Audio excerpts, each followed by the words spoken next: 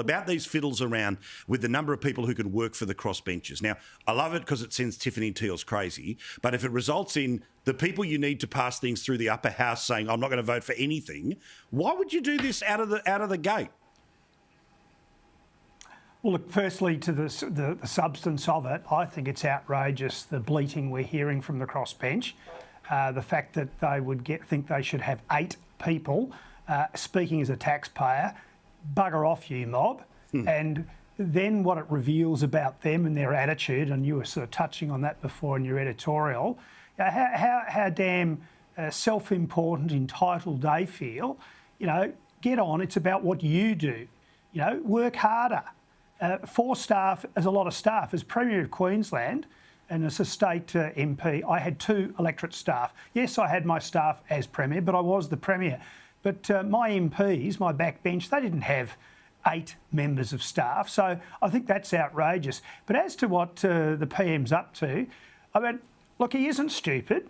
I mean, I know you're a fairly strong critic, and I have been at times as well, but he's not stupid. Is there a cunning plan? Is this about pushing back at them so then concessions can be made for something else? Well, Joe, let's talk about the only conclusion. It's the only conclusion I can come to. Joe, what is the 4D chess here to pee off the people who you need to pass a piece of legislation? Like, again, I don't mind these people being put back in their place in terms of the Tiffany Teals, the actual minor party stuff like One Nation or Lambie you might have a bit more issues with because they have broader representation.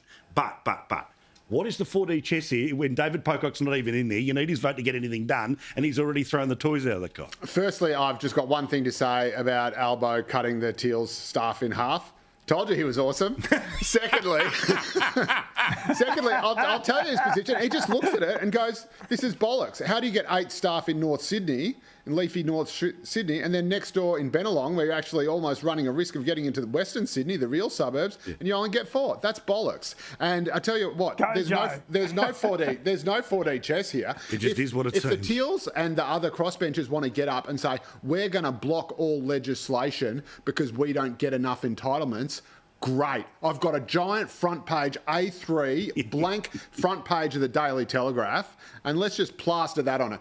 Politicians hold nation to ransom because they don't get all the entitlements they want. Entitlements they only got when they were holding the government to ransom under the Gillard minority government. It was only then that they started getting all these extra staff, and gee whiz, didn't they get used to them quickly? And I'll tell you another thing. I love it.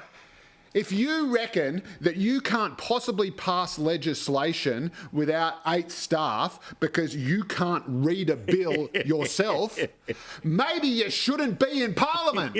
Maybe you should have just shut up, taken a back seat, gone back to your cushy job and let the future Prime Minister or the future leader of the Liberal Party keep his seat. Because he can read a bit of legislation and he was doing all right at it. So if you're going to come to Parliament and say, hey, I could be as good an MP as the next guy, even though I've got no experience whatsoever, but hang on, I'm going to need an army of advisors just so I can read a bill to know whether I support it or not.